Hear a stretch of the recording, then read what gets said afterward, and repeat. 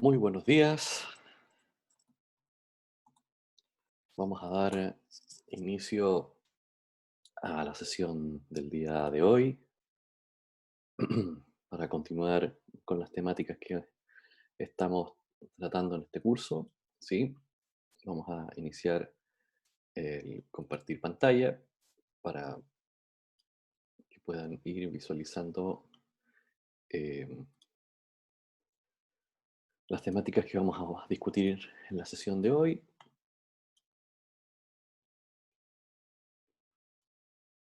Mientras se van incorporando a la sesión, vamos ahí, les recuerdo que en el chat pueden ir dejando sus dudas, consultas, y esas dudas y consultas las vamos leyendo en voz alta para que todos puedan ir siguiendo la clase, ¿sí? Em, Ayer en el aula dimos inicio ya a la sesión 5 de este curso, ¿sí? Em, Como información adicional tenemos una tarea, la cual fue fijada su entrega el 11 de mayo, y la prueba parcial 3, que involucra los contenidos de las unidades eh, 2 y 3 para el eh, 11 de mayo también. Parece que aquí hay un pequeño... Recuerdo que habíamos movido eh, la tarea, si no me equivoco. Vamos a chequear, porque recuerdo que esto lo habíamos editado. Claro, para el 12, en efecto. Aquí se me olvidó cambiar la fecha. Para el 12. Perfecto. 12 de mayo y 11 de mayo respectivamente. Sí, muy bien, estupendo. Ahí en el próximo evento les aparece en un costado los recordatorios de las tareas y de la parcial 3 respectivamente. ¿Sí? Bien. Am, También el día de ayer, para los que han de alguna manera estado consultando y preguntando con respecto a qué va a pasar con quienes se encuentran en situación eh, de paro estudiantil, con respecto a sus asignaturas, con respecto a sus evaluaciones. Bueno, llegó la propuesta de rectoría que tiene que ser revisada por el Consejo General de Estudiantes, y es un poco lo que en su momento se comentó, que es como una de las cosas que ocurren o que han venido ocurriendo en los últimos años en términos de facilidades académicas. Dice ahí que a contar del...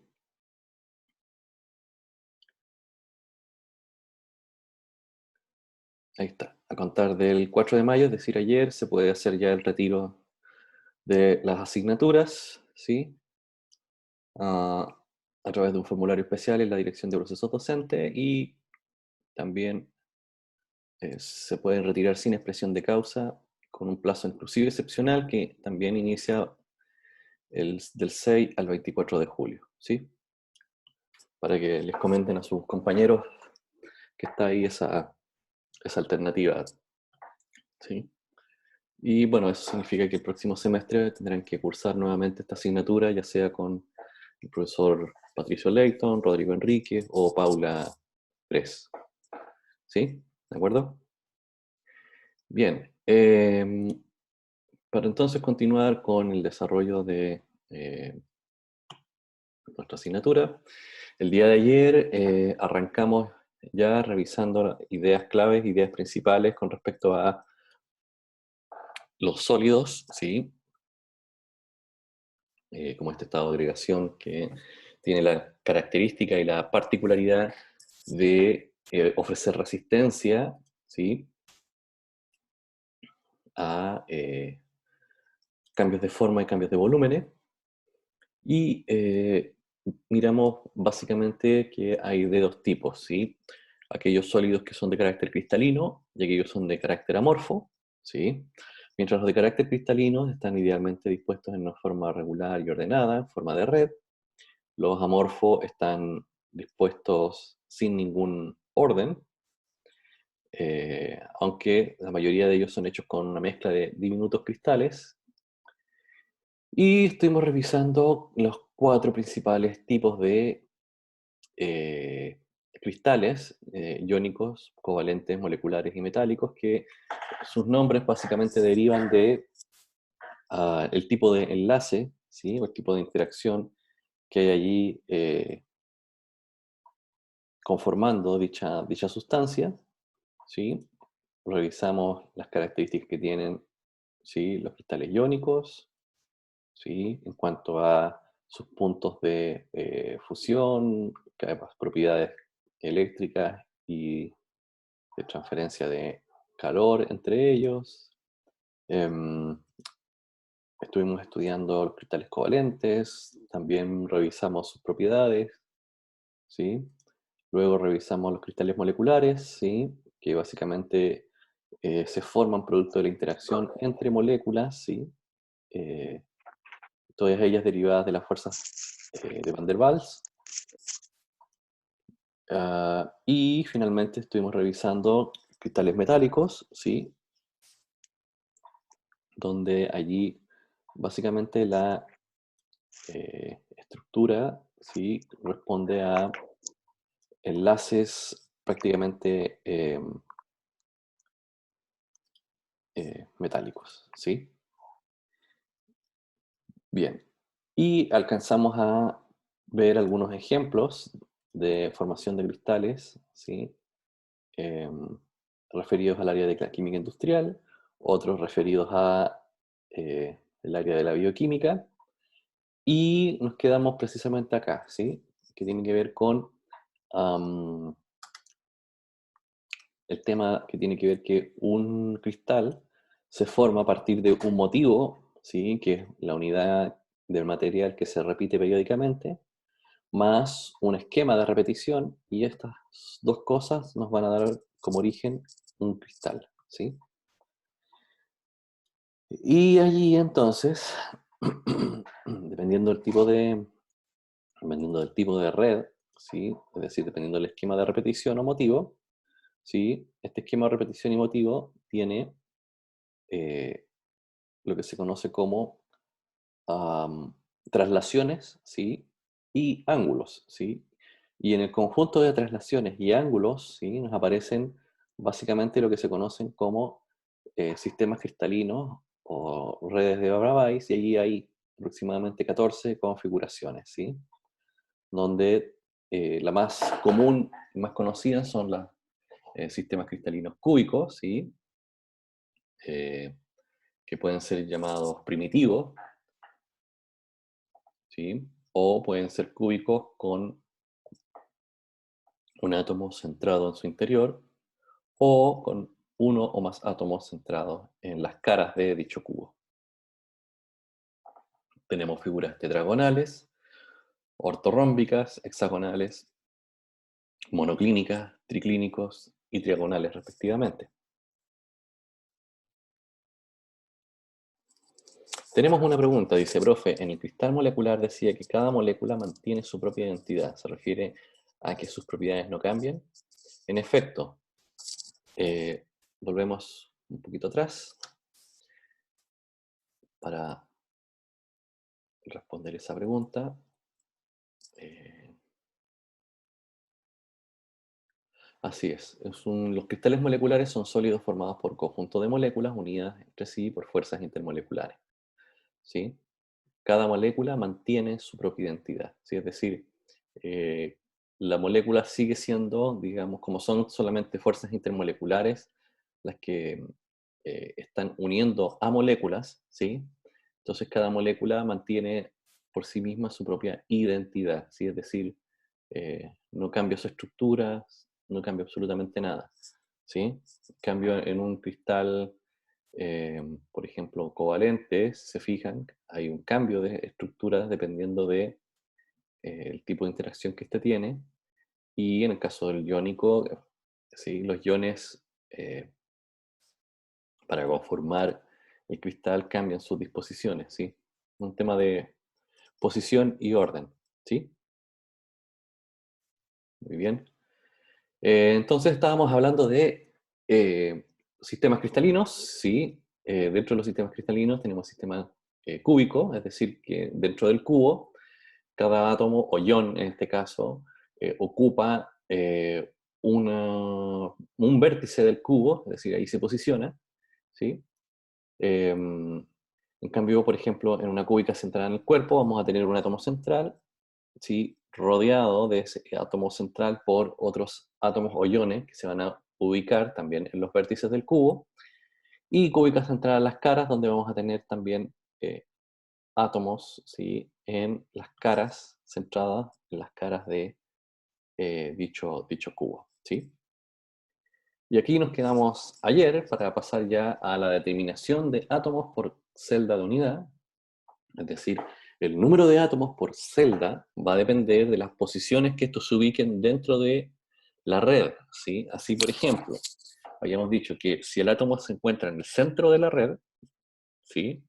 Entonces el átomo y el ion no es compartido por ninguna otra celda cristalina, ¿sí? Por lo cual contiene un átomo entero, básicamente, ¿sí? Es decir, no hay compartición de ese átomo con ninguna otra celda. Sin embargo, si el átomo o ion está ubicado en una de las caras, va a estar compartido por dos celdas, ¿sí? Por lo cual el valor que contribuye esta unidad va a ser de medio átomo. Si se ubica ese ion o átomo en un punto medio de la arista, entonces va a estar compartido por cuatro celdas unitarias, ¿sí? Lo cual la contribución de ese átomo va a ser de un cuarto solamente. Y finalmente, si el átomo o ion se encuentra ubicado en una arista, perdón, en un vértice, entonces va a contribuir en un octavo, ¿sí? De celda por átomo, ¿sí? Dentro de esa eh, celda unidad, ¿sí?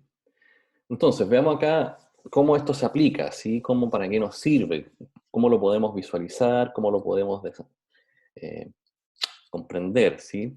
Por ejemplo, acá tenemos un cristal de cloruro de sodio, ¿sí? Donde en ese cristal de cloruro de sodio, ¿sí? Se puede ver que hay un cierto patrón de iones que se repiten, ¿sí? Si se fijan acá tenemos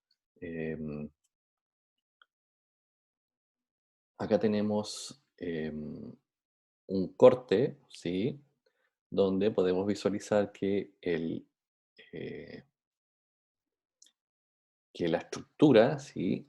De cloro, de cloruro de sodio, vamos a tener los átomos de cloro, que tienen un radio mucho más grande. Tiene una figura cúbica, ¿sí? Centrada en las caras, ¿sí? Donde hay eh, un ion cloro, ¿sí? En el centro de cada cara, ¿sí? Del cubo, y están los iones sodio ubicados en el costado, ¿sí? De cada arista, ¿sí? Em, Vamos a ver aquí, tenemos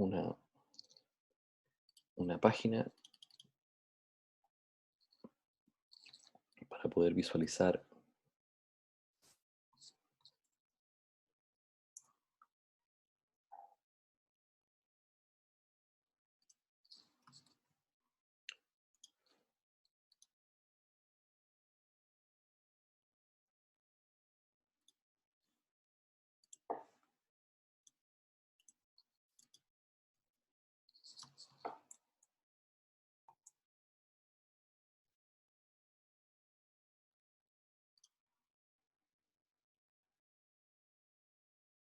Bien, mientras se carga la página,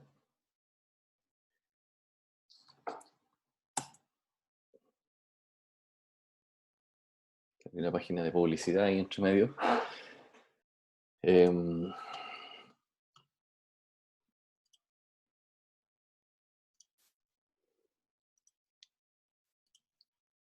Bien, ahí se está cargando. Ok, sí, está bien. Acepto. Sí, entonces acá tenemos en la página Chemtube 3D, ¿sí? Que les invito también a revisar. Podemos ver ahí el cristal de cloruro de sodio, ¿sí? Y lo podemos observar en 3 dimensiones, donde podemos mirar ahí qué está ocurriendo con cada ion, ¿sí? Y el tipo de configuración que esta, ¿sí? adopta. Podemos también pedirle acá que forme relleno, por ejemplo, ahí, o esfera, o palitos, ¿sí? Lo que a ustedes les ayude a visualizar de mejor manera, ¿sí? Podemos pedir que esto gire automáticamente. Podemos pedirle que enfoque.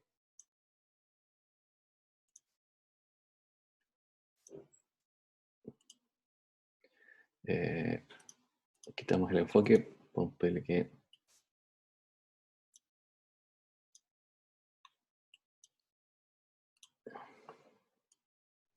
¿Sí? Ahí tenemos hartas cosas para poderlo jugar y poder mirar y poder visualizar, ¿sí?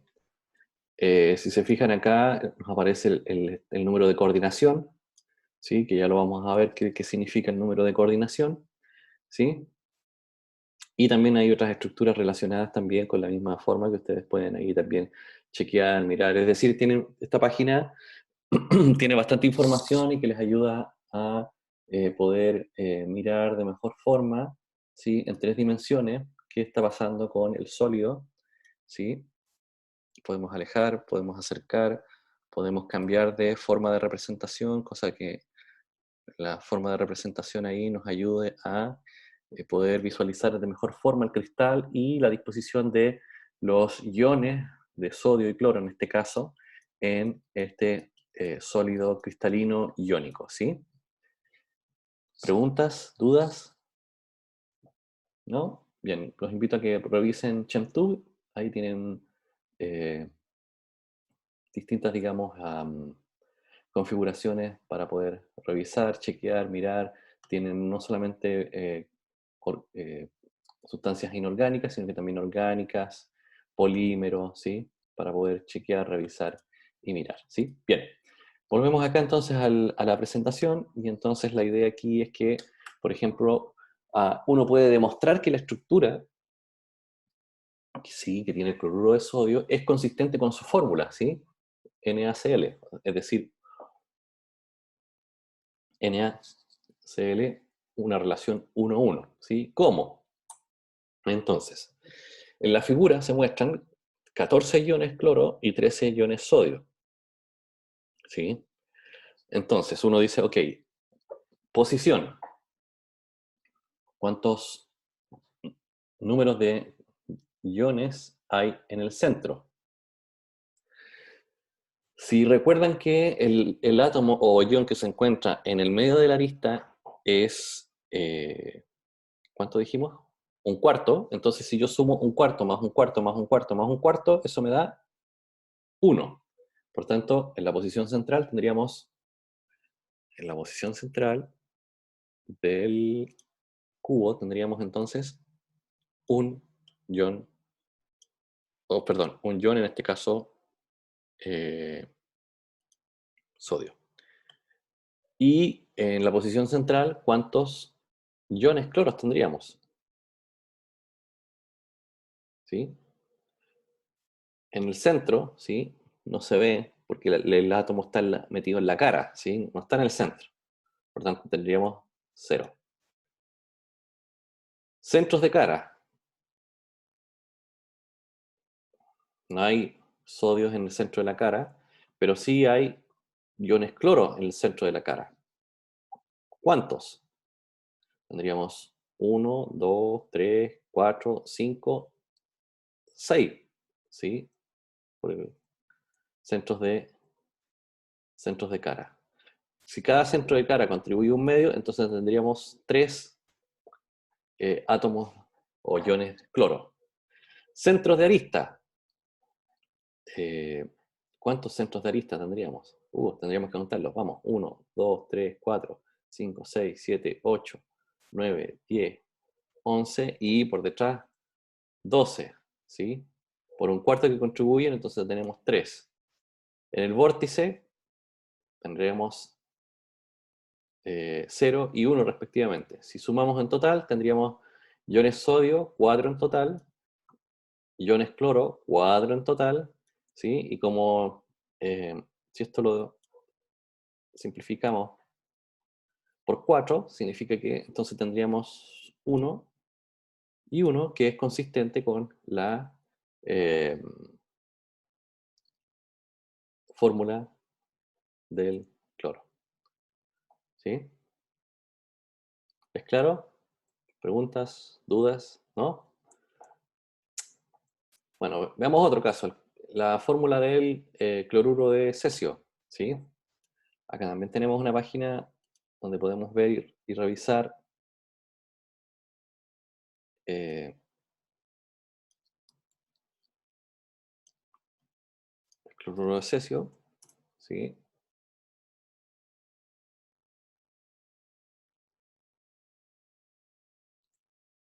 Ahí tenemos la estructura de cesio. Tenemos una pregunta. Dice, no entendí por qué lo dividió por 4. Ah, porque simplemente lo que hice fue simplificar nada más, porque básicamente, como es el mismo, como son el mismo valor, eh, recuerden que el concepto de fórmula empírica, ¿sí? La fórmula empírica es el mínimo número, ¿sí? Eh, de unidades que conforman el compuesto, ¿sí? Y si yo aquí pongo 4, 4, ¿sí? Y como la fórmula empírica dice que es la mínima unidad, esto es lo mismo que yo dijera Na1Cl1. Pero como el 1 no se escribe, ¿sí? Simplemente queda como NaCl. ¿Sí? ¿Se entiende la idea?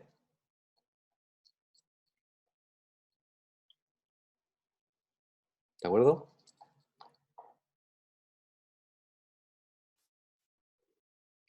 Estupendo. Bien. Entonces, tenemos acá el cloruro de cesio, ¿sí? Cloruro de cesio. Y podemos también chequear aquí la estructura cristalina de nuestro amigo cloruro de cesio, ¿sí? Podemos pedirle que nos muestre cómo se ve. Por ahora solamente estamos revisando estructuras cristalinas, ¿sí? Cúbicas, ¿sí? Ya vamos a empezar a complicar un poco más el sistema, pero por ahora solamente nos interesa el cubo porque es la más simple, ¿sí? Ya van a tener el curso posteriormente, el semestre siguiente, de química inorgánica, seguramente con el profesor Mauricio Fuentealba, que él es experto en cristalografía, y ahí van a ver todas las figuras geométricas y cristalinas que se pueden desarrollar, ¿sí? Podemos ver también el modelo de esfera varilla, ¿sí? Y el modelo de solo bastones, ¿sí? Bien, pero acá tenemos que, a diferencia del cristal de cloruro de sodio, que era centrado en las caras, el cloruro de cesio está centrado en el cuerpo, ¿sí? Es decir, en el centro está el átomo de cesio rodeado por, en este caso, iones de cloro, ¿sí? Ubicado en cada una de las aristas del cubo, ¿sí? Entonces, ahí ustedes pueden, en ese sentido, calcular cuántos iones, en este caso, cuántos iones cesio habrían eh, en la posición central, en la cara, en la arista, en el vértice, y les dejo ahí para que hagan ustedes el ejercicio y se animen eh, a trabajar, ¿sí? Bien. El número de coordinación, ¿sí? Que ya lo enunciamos, se refiere a que en una molécula o ion va a ser el número de vecinos más cercanos que va a tener, ¿sí? Es decir, por cuántos va a estar rodeados, ¿sí? Por ejemplo, y acá para poder visualizar eso, lo mejor es separar o dividir por capas, ¿sí? Capas por capas, digamos, los iones que están rodeando a el átomo que está en el centro, ¿sí? Si se fijan acá en esta configuración, ¿sí? Yo voy a tener rodeando al átomo central prácticamente en esta figura a 12, ¿sí? Iones, ¿sí?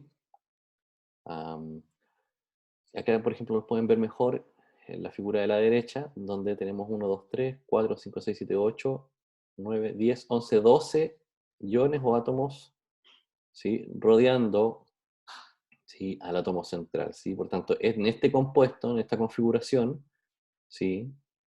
Ya sea cúbico compacto o hexagonal compacto, vamos a tener a 12, ¿sí?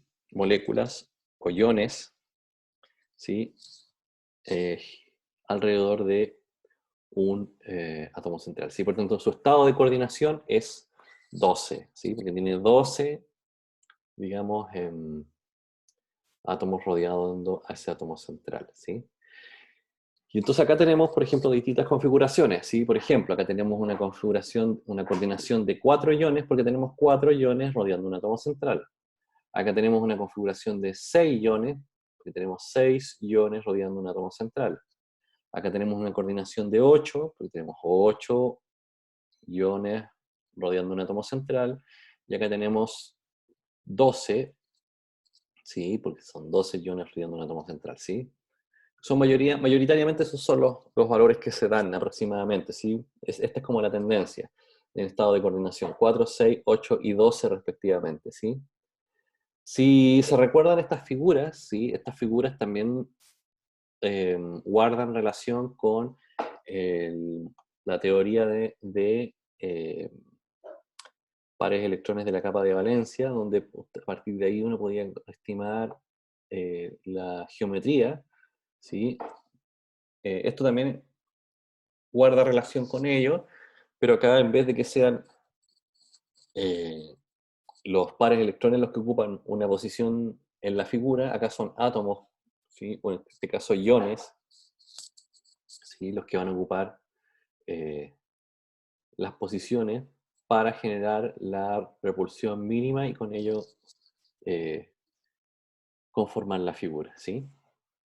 Entonces, eh, aquí esta figura nos va a ayudar un poquito más a entender esta idea de compartición, ¿sí? Entonces, en un átomo centrado en el cuerpo, ¿sí? Si se fijan, van a ver un octavo de átomo rodeando, ¿sí? A ese átomo centrado en el cuerpo. Si se fijan en la figura A, ahí está la celda, rodeada de varias celdas, y entonces ahí eso nos permite visualizar cuando estamos hablando de un átomo centrado en el cuerpo, ¿sí? Porque va a estar rodeado de iones que están en la posición, ocupando la posición de los vértices, ¿sí? Ahí, en esa esquina, bueno, ahí está dibujada, en esa esquina, en esta esquina, en esta esquina y en esa esquina respectivamente, ¿sí? En una configuración cúbica centrada en las caras, ¿sí? Aquí es el átomo central, ya no está en el centro, sino que se desplaza hacia una de las caras, ¿sí? Y por tanto acá nuevamente los otros iones ocupan un octavo, ¿sí? Ubicándose en cada uno de los vértices. Y en un cúbico simple, ¿sí? Los iones se ubican, ¿sí? En cada una de las esquinas, conformando una figura, ¿sí? Entonces acá tenemos las tres configuraciones que vamos a mayoritariamente estudiar, que son la cúbica simple, cúbica centrada en las caras y cúbica centrada en el cuerpo ¿sí? Particularmente, ¿sí? Vamos a estudiar y profundizar mayoritariamente en estas tres figuras, ¿sí? Hay más, por cierto, ¿sí? Entonces, en un empaquetamiento cúbico, si se fijan, eh, en una, mm, en un sólido cristalino, ¿sí? Donde su empaquetamiento es cúbico, ¿sí? Lo que vemos acá son cómo se distribuyen los iones, ¿sí? En dicha celda, ¿sí? Donde mayoritariamente acá el número de coordinación va a ser de 6, porque vamos a tener 6, digamos, átomos o iones rodeando al átomo vecino, ¿sí? ¿Cómo se cuentan? Se cuentan, fíjense aquí, en esta, digamos, estructura. Entonces, ese sería el átomo central. Entonces tendríamos uno, 2, 3, 4, el que está al fondo 5 y el que está arriba 6. ¿Sí? Así se cuentan. ¿De acuerdo? Entonces estaría rodeado por 6 iones ese digamos, átomo central. Mientras que si la configuración es centrada en el cuerpo, ¿sí? Es decir, donde vamos a tener un átomo en el centro, ¿sí? Su número de coordinación va a ser 8, ¿sí? Y entonces allá está nuestro átomo central, está ahí. Entonces tenemos que contar 1, 2, 3, 4, 5, 6, 7, y el que está arriba sería el 8. Uy, ¿sí? Bien. Y si la configuración, ¿sí? Del compuesto para formar el sólido, su distribución es centrada en las caras, ¿sí? Vamos a tener esta figura, ¿sí? Y entonces el número de coordinación va a ser 12, donde ahí va a estar el átomo central y ahí tenemos que contar 12. Entonces 1, 2, 3, 4, 5, 6, 7, 8, 9, 10, 11 y el que está arriba, 12. ¿Sí? Ahí estarían los 12 iones que están rodeando a ese átomo central. ¿Sí? Esta figura es bastante clara porque nos ayuda a identificar, ¿sí? Dónde están esos, digamos, electrones para poder entender el número de coordinación frente a esto. ¿Sí? Y bueno, y aquí viene la parte más entretenida, ¿sí? Que nosotros podemos determinar eh, cuántos átomos entonces en rigor, ¿sí? Van a estar o van a caber, entre comillas, dentro del volumen de esta celda unitaria cúbica. ¿De acuerdo? Entonces, para la primera, que es la cúbica simple, recuerden que como cada átomo está ubicado en el vértice, contribuye en un octavo, ¿sí? Entonces, un octavo de átomo, ¿sí? Por 8, digamos, vértices, eso nos da, simplificamos, ¿sí? Y eso nos da que vamos a tener en rigor un átomo solamente ocupando el volumen de esa celda, ¿sí? Mientras que en el caso de una configuración donde tenemos un átomo centrado en el cuerpo, bueno, ya tenemos un átomo completito en el centro y luego tenemos 8 partes de un átomo en cada esquina, con lo cual en una configuración de celda con un átomo centrado en el cuerpo significa que hay 2 átomos ahí en ocupando el volumen de esa celda. ¿Sí? Y si tenemos finalmente centrada en las caras, ¿sí? Eso significa que vamos a tener, aquí vamos a tener eh, un átomo ocupando cada una de las 8 esquinas, ¿sí? Por tanto, ahí tenemos uno. Y tenemos acá una, dos, tres, cuatro, cinco, y por el otro lado, 6 grandes mitades, ¿sí? Con lo cual, finalmente, eh, vamos a tener 3 átomos más uno que está repartido en las esquinas, con lo cual vamos a tener 4 átomos, ¿sí? Metidos dentro de esa, esa celda, dentro de esa configuración, ¿sí? ¿Se entiende la idea? ¿Preguntas hasta aquí? ¿No? Bien. Eh, entonces, ahora, en función de esa cantidad de átomos que hay distribuida en cada una de estas celdas, nosotros podemos proyectar eh, qué volumen, ¿sí? Ocupa realmente esa, esa celda, ¿sí? ¿Qué volumen de esa celda está realmente ocupado, ¿sí? Entonces, por ejemplo, en el caso de una cúbica simple, nosotros podemos estimar su volumen a partir de, o más bien lo que se conoce como eficacia de empaquetamiento, ¿sí? ¿Se calcula de qué manera? Se calcula el volumen ocupado, ¿sí? Dividido por el volumen de la celda, ¿sí? Entonces, ¿cómo yo puedo calcular el volumen de la celda? Bueno, geometría, ¿sí? Y recuerden que el volumen de un cubo, ¿sí? Es básicamente 2 veces, ¿sí? Su radio al cubo, ¿sí? Ahí está, 2 veces su radio al cubo. Ese sería el volumen de la celda, ¿sí? Y cómo yo puedo calcular el volumen ocupado, ¿sí? Recuerden que el volumen que está siendo ocupado por una esfera, ¿sí? Entonces, ¿cuántas esferas tenemos acá dentro de este cubo? Una sola. Entonces, como es una sola, el volumen de una esfera es 4 tercios pi r al cubo, ¿sí?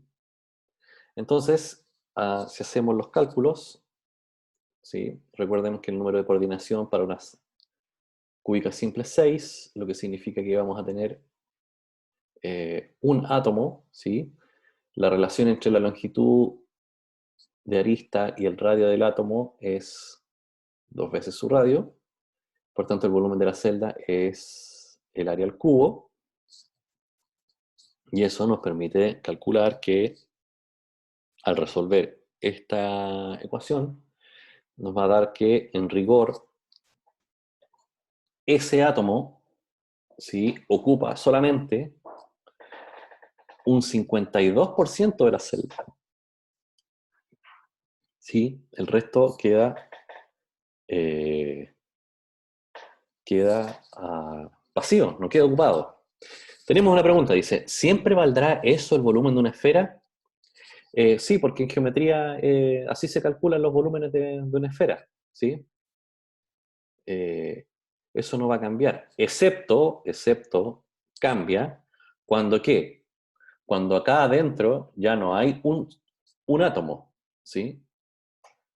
Sino que hay varios átomos, como vamos a verlo ahora en el caso de la cúbica centrada en las caras, ¿sí? Porque en la cúbica centrada en las caras, recordemos que el número de coordinación es 12, ¿sí? Vamos a tener, ¿cuántos átomos vamos a tener aquí? Vamos a tener uno en cada esquina, un octavo en cada esquina, por tanto, tenemos uno, las 3 mitades que nos suman, perdón, las 6 mitades que nos van a sumar 3 átomos, por tanto, tenemos 4 átomos dentro de esta, digamos, celda, con lo cual significa que tenemos 4 esferas, 2, 3, 4, metidas aquí dentro de este cubo, ¿sí? Utilizamos Pitágoras para calcular el volumen, ¿sí? Ahora de esta celda. Por tanto, el volumen de esta celda va a estar definido por, ¿qué cosa? Va a estar definido por eh, la relación del área, ¿sí? Por, eh, el área que van a ir describiendo cada uno de eh, el triángulo de Pitágoras, ¿sí? Es decir, vamos a tener el cateto al cuadrado, ¿sí? Cateto A al cuadrado, eh, ¿sí? Cateto A al cuadrado, que nos va a definir el área, ¿sí? Y vamos a tener eh, allí 4 veces, ¿sí? El radio, ¿sí? Una, dos, tres, 4 veces vamos a tener ahí el, el radio involucrado, ¿sí? Y como estamos frente a un triángulo rectángulo, ¿sí? Entonces para poder calcular el lado B, entonces tenemos que aplicar raíz cuadrada, ¿sí? Por tanto, en el caso del volumen de esta celda va a ser eh, básicamente que el área va a ser 4 veces el radio, raíz de 2, ¿sí? Mientras que el volumen de la celda, el volumen ocupado va a ser el volumen de la esfera que está aquí, que se no cambia, ¿sí? Multiplicado por 4 veces porque tenemos 4 esferas dentro del cubo, ¿sí? Hacemos los cálculos, ¿sí? Y esto nos va a dar que en rigor, en una celda cúbica sentada en las caras, básicamente la relación entre volúmenes y eficacia de empaquetamiento es del 74%, ¿sí? Es decir, el 74% de la celda va a estar eh, ocupado, ¿sí?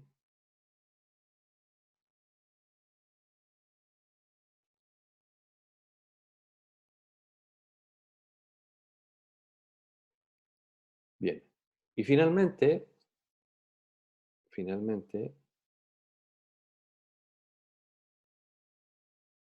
tenemos la celda cúbica centrada en el cuerpo, ¿sí? Donde acá tenemos el número de coordinaciones 8, ¿sí?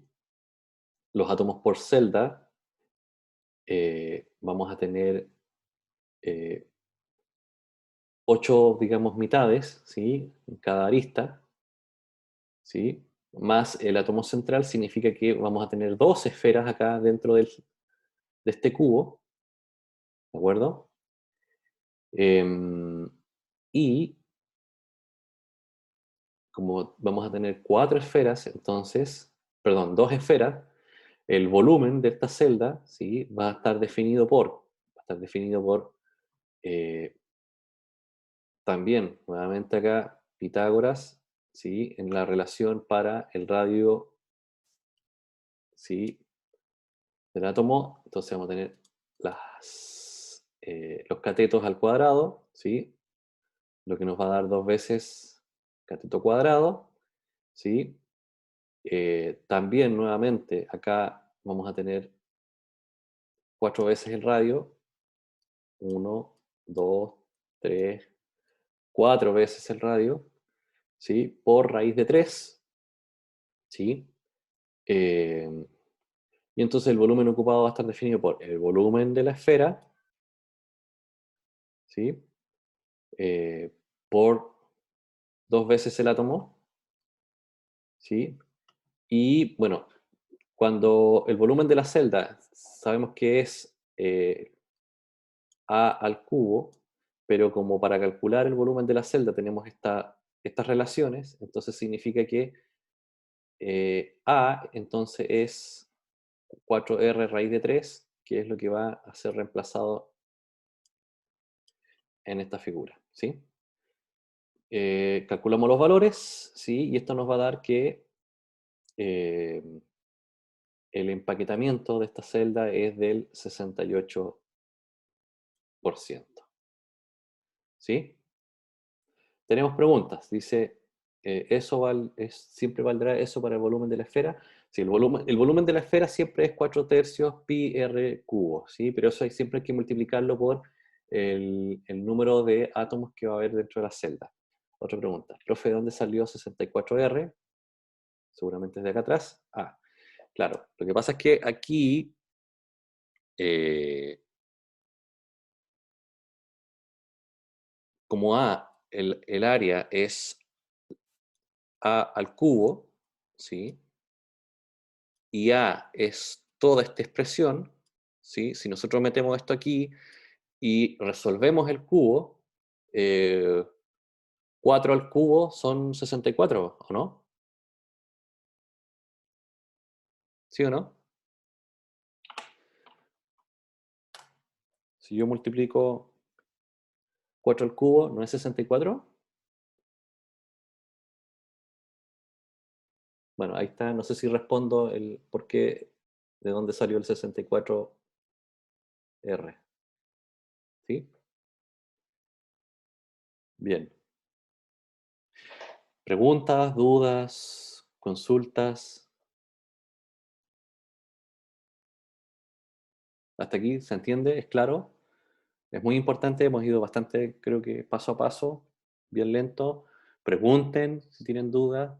Esto eh, es refrescar un poquitito lo que vieron seguramente en tercero o cuarto medio con respecto a geometría. ¿Sí? Con respecto al cálculo de volúmenes de esferas y de cubos, ¿sí? Em, bien, entonces acá tienen una tarea, ¿sí? Que ya las anuncié el día de ayer, donde la idea es que se descarguen este PPT y puedan construir maquetas equivalentes a los 14 sistemas.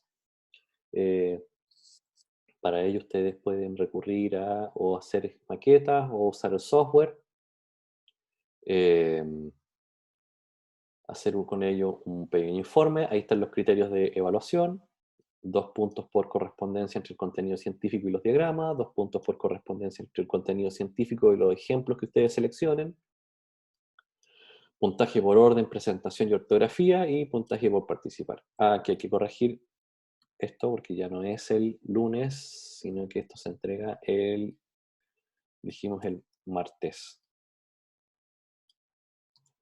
El martes, ¿sí? Perfecto, de acuerdo.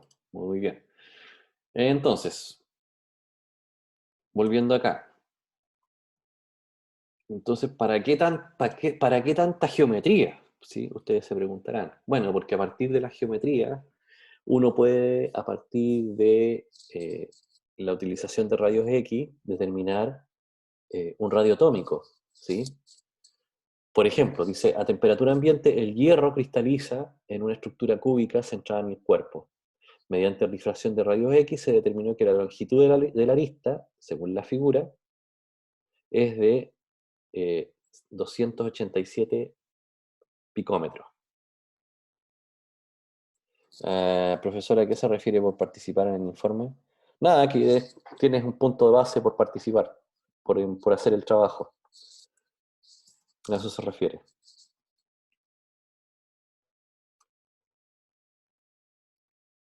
¿Sí? Ok. Entonces, ¿cómo se resuelve este ejercicio? Bueno,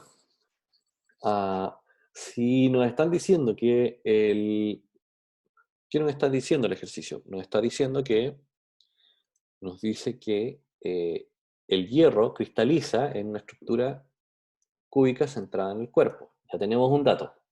¿Sí? Entonces, si es una estructura cúbica centrada en el cuerpo, significa que va a haber un átomo, ¿sí? Central rodeado por 8 pedacitos, ¿sí? En cada uno de, de los vértices. ¿Sí? Y por tanto, entonces podemos calcular, podemos determinar el radio, ¿sí? De este átomo a partir de su geometría, ¿sí? Entonces, si sabemos que por Pitágoras vamos a poder calcular el radio en función de los catetos, ¿sí? Vamos a tener entonces que el radio de este, digamos, átomo central va a ser raíz de 3 cuartos, el largo ya sabemos que es 287 picómetros, ¿sí? Y entonces reemplazamos los valores y vamos a obtener que finalmente el radio, ¿sí? De este átomo de hierro cristalizado en esa celda es de 124 picómetros, ¿sí? ¿Qué otro tipo de ejercicio podemos hacer con esto? Pues ejercicios más entretenidos todavía. Por ejemplo, los cristales de plata son cúbicos centrados en las caras, ¿sí? Eh, con una arista de celda de 4,086 Armstrong, ¿sí? Entonces, pregunta del millón, ¿qué distancia hay entre los centros de los átomos de plata más cercanos? ¿Sí? ¿Cuál es el radio atómico de la plata en este cristal? ¿Cuántos átomos vecinos tiene cada átomo? Y cómo podemos calcular la densidad de la plata metálica a partir de la celda, ¿sí? Entonces tenemos ahí varias preguntas súper interesantes que nos podemos hacer a partir de conocer un poquito sobre la celda cristalina y el empaquetamiento de esto, ¿sí? No se asusten, no es complejo, no es difícil. Vamos allá. ¿Cómo se hace esto? ¿Sí? Eh, la distancia, ¿sí? Para la pregunta ¿a qué distancia hay entre los centros de los átomos de plata más cercanos? Pues la distancia va a ser básicamente 2 veces el radio, ¿sí? Y si ya no están dando el radio, ¿sí?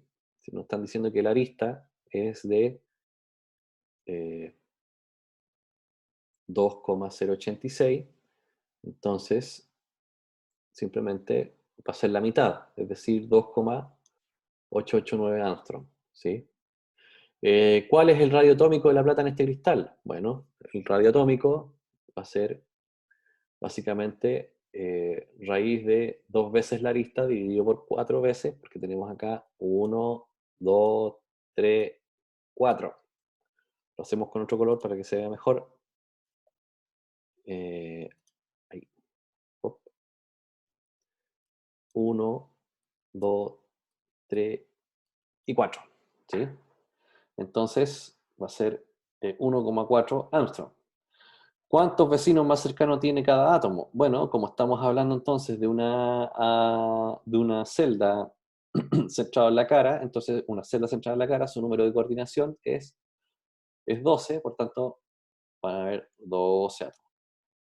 Y aquí viene algo entretenido que se puede calcular a partir de esto, es que podemos calcular la densidad de la plata a partir de qué cosa?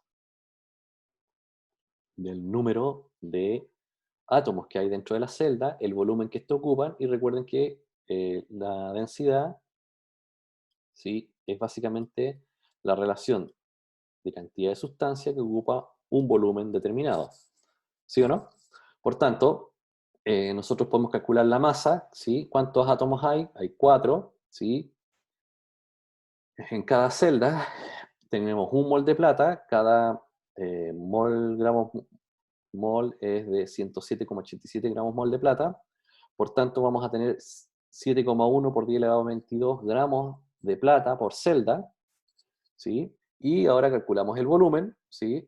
Sabemos que el volumen va a ser la arista al cubo, perdón, el área al cubo, y ya sabemos que la arista, perdón, el volumen es la arista al cubo, sabemos que la arista de la celda es 4,086 Armstrong, entonces esto al cubo nos va a dar, como está en Armstrong, tenemos que pasarlo a centímetros, ¿sí? Para que podamos hacer correctamente la relación de densidad, ¿sí? Entonces transformamos los Armstrong a centímetros y esto nos va a dar que tenemos un volumen de 6,8 por 10 elevado a menos 23 centímetros cúbicos de celda. Y entonces simplemente masa dividido por volumen nos va a dar la densidad de la plata metálica a partir de calcularlo en su respectiva celda. ¿Sí? Estupendo. Bien. ¿Qué otras cosas más podemos saber sobre los sólidos? ¿Sí? Es que, por ejemplo, en función de su empaquetamiento, ¿sí? Vamos a tener lo que se conocen como huecos, ¿sí? O sitios, más bien, y estos huecos o sitios tienen formas que pueden ser octaédricas o tetraédricas, ¿sí? Si consideramos que cada átomo o cada ion tiene una forma esférica, en la medida que estos se empaquetan, si los miramos desde arriba, ¿sí? En la posición superior, vamos a tener ahí unos huecos tetraédricos o octaédricos, y entonces para cada disposición de empaquetamiento compacto existen dobles huecos, ¿sí? Tetraédricos que octaédricos, respectivamente, ¿sí? Entonces, por ejemplo, acá tenemos una estructura perfecta, ¿sí? Pero sabemos que la naturaleza es una chiquilla muy díscola, entonces no existen estructuras perfectas en la naturaleza, sí, hay contados con los dedos de las manos, pero la mayoría no son así, sino que más bien en un sólido vamos a tener este tipo de configuraciones donde vamos a tener que los átomos ocupan, o los iones ocupan distintas posiciones, entonces vamos a tener átomos intersticiales, ¿sí? Como el que aparece acá, átomos sustitucionales, como el que aparece acá, ¿sí? Y vamos a tener vacancias, es decir, huecos, ¿sí? Que no van a estar ocupados por nada, ¿sí? Entonces vamos a tener distintos defectos. El primero se llama defecto, eh, uy, está difícil pronunciar esto, Stoitsky, ¿sí? El defecto Stoitsky es donde tenemos posiciones de cationes y aniones vacantes, es decir, o no hay nada ahí, o no hay nada ahí, y eh, esta ausencia, ¿sí? Debe ser igual en términos de cationes y de aniones para mantener la neutralidad de la sustancia, del compuesto, ¿sí? Y por otro lado vamos a tener el defecto Frenkel, ¿sí? Donde una imperfección combinada, ¿sí? Es decir, la vacancia que está aquí, ¿sí? Es usurpada o es ocupada por un ion que salta,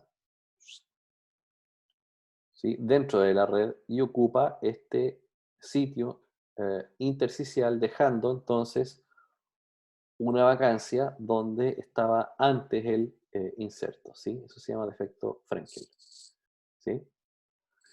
Y también vamos a tener dislocaciones, ¿sí? Acá tenemos, por ejemplo, una estructura perfecta, todo alineadito, ¿sí? Y acá tenemos una estructura con una dislocación, ¿sí? Donde se puede ver que hay una deformación ahí, que no es perfecta la estructura. Y entonces vamos a tener zonas donde los átomos adyacentes se encuentran apretados entre sí, ¿sí? Entonces se dice que están bajo compresión, y zonas en las cuales los átomos en un sólido adyacente están más alejados de lo normal, y entonces vamos a tener lo que se dicen que están en tensión, ¿sí? Y ustedes me dicen, bueno, profe, ¿y eso para qué sirve? Bueno, sirve para entender por qué ocurren defectos superficiales, ¿sí? Es decir, en la superficie, ¿sí? Ocurre lo que se conoce como frontera de granos, ¿sí? O frontera de cristales, donde vamos a tener distintos defectos de Frenkel, de Stoicki, ¿sí? Y eso, si miramos después con una lupa la superficie de un sólido, vamos a tener esto, ¿sí? Es decir, nuestra vista en rigor nos engaña porque un sólido no es perfectamente lisito como lo ven nuestros ojitos, sino que tenemos ese tipo de, digamos, eso es una foto real de, aumentada por cierto, de la superficie de un sólido, donde acá podemos ver eh, que hay varios espacios, varios huecos, ¿sí? Eh, varios defectos, donde la cosa no es ordenada como nos pintan, teóricamente, ¿sí? Donde no tenemos estructuras que sigan una cierta simetría, sino que en cierta medida está todo ahí un poco eh, caótico, disperso, revuelto, eh, y eso es la madre naturaleza, distinguidos estudiantes. ¿Sí? Preguntas, dudas, consultas. ¿Sí?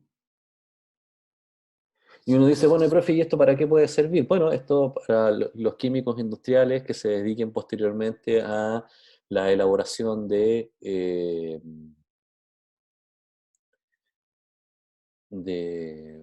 amalgamas, ¿sí? De combinaciones de metales para poder tener un metal con unas propiedades específicas, ¿sí? Eh, con algunas propiedades mecánicas específicas, ¿sí? Entonces aquí ustedes pueden ir haciendo, digamos, ciertas, digamos, incorporaciones de ah, mezclas de sólidos, ¿sí? O sea, una cierta proporción de cobre, con una cierta proporción de zinc, les va a generar una mezcla, ¿sí? Donde van a tener distintos tipos de defectos superficiales, dislocaciones, defecto Frenkel, defecto Stoicki, que les van a dar unas ciertas propiedades a ese metal, ¿sí?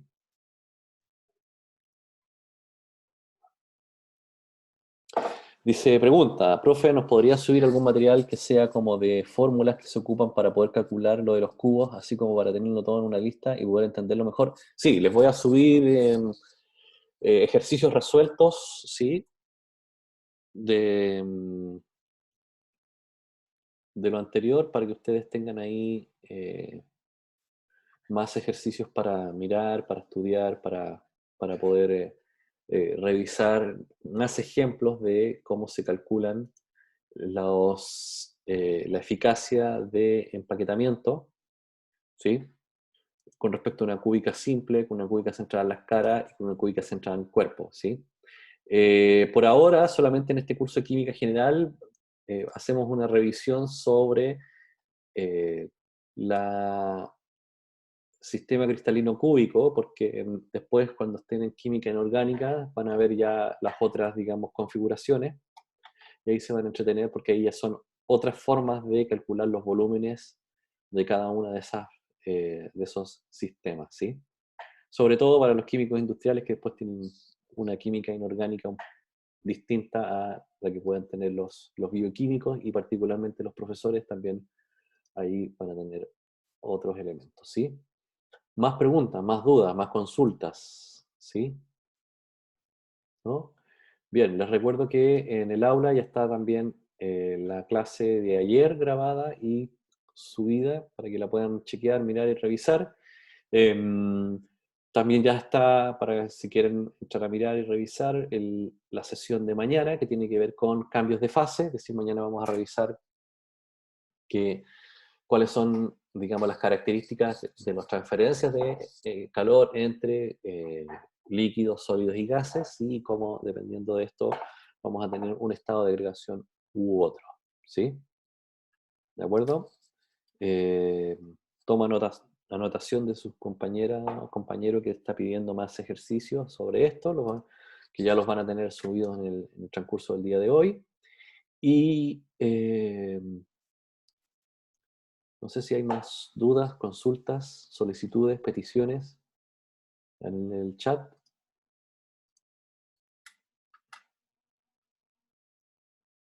Sí, el control solamente de toda la materia esta mañana. Así es. Sí. Em, recuerden que son preguntas sí, la materia de la unidad 4 y la unidad 5. ¿Sí? Serían preguntas de alternativa, de ideas claves y conceptos mayoritariamente. Eh, los verdaderos y falsos también son ideas claves y conceptos, y las de desarrollo son, vamos a hacer ahí algunos ejercicios de tensión superficial, de ascenso de la columna de agua al interior de un capilar probablemente, um, algunos ejercicios de cálculos de empaquetamiento del sólido, probablemente calcular la densidad eh, de algún metal probablemente, no sé, estoy pensando ahí aluminio, hierro, ¿sí? Metales simples, no los voy a complicar. Eh, y eso es una prueba bastante corta en realidad y bastante simple. No voy a, porque es un parcial. Recuerden que los parciales son de preparación para qué bueno qué bueno que me lo recuerdan. Las pruebas parciales, recuerden que son de preparación para la prueba de final de unidad que ya se nos viene, sí. De hecho, está programada para, vamos a revisar nuestro syllabus, eh, está programada para pero hay que cargue, tenemos programada la prueba final de unidad para el 23 de mayo, ¿sí? 23 de mayo.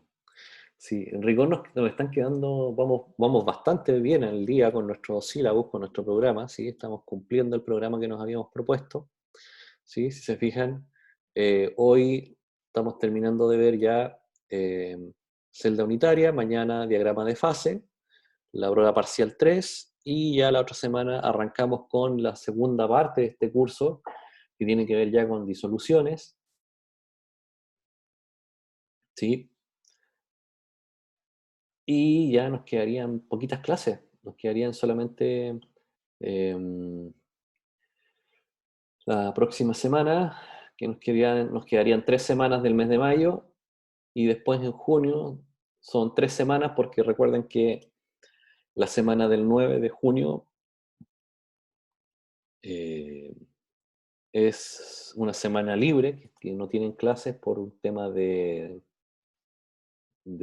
le llaman la semana de la sanidad mental, para que ustedes puedan descansar, distenderse, y eso entonces esa semana no tienen clases, la semana del 9 de julio, con lo cual nos estarían quedando en rigor 6 semanas nada más y se acaba el curso, ¿sí?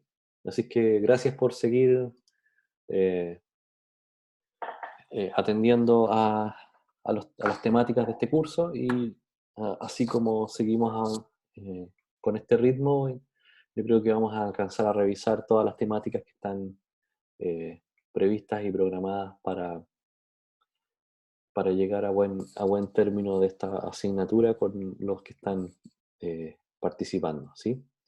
Eh, para quienes no, bueno, ya les mostré que Rectoría mandó un correo con respecto a esto, indicando que básicamente desde ayer, lunes, no, desde el lunes 4 de mayo ya se pueden hacer solicitud del retiro sin expresión de causa, ¿sí?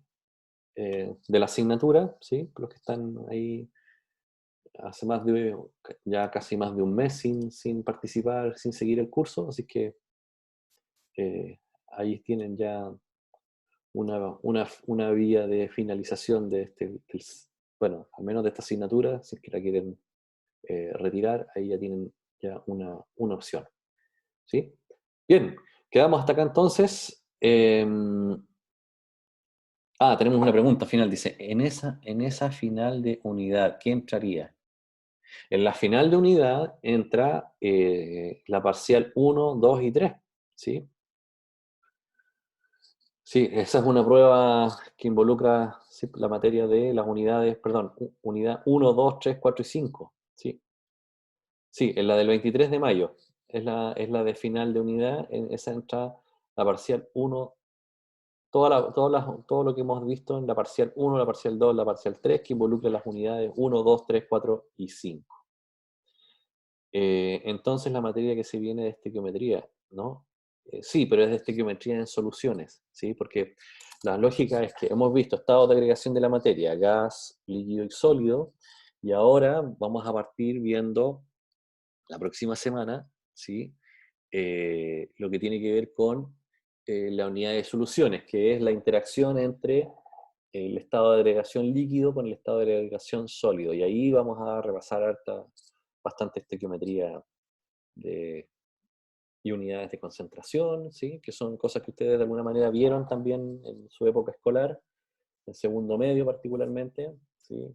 Los que tuvieron química, el tema de unidades de concentración física, concentración química, propiedades coligativas, ¿sí? Para luego ya entrar a la tercera parte, que tiene que ver con ahora cómo esto reacciona, ¿sí? Y vamos a revisar reacciones ácido-base, reacciones de metátesis y reacciones de óxido-reducción, ¿sí? Bien, no les quito más su tiempo para que puedan dirigirse a las siguientes sesiones que tienen programadas. Son las 9:42, ¿sí? Para que alcancen a tomarse un café, ir al baño, respirar, caminar y seguir con la siguiente sesión, ¿sí? Quedamos hasta acá entonces. Eh, Hasta mañana. Muchísimas gracias por participar. Nos vemos mañana en el mismo horario para terminar ya con esta unidad 5. ¿Sí? Que tengan un buen día. Hasta pronto. Chao, chao.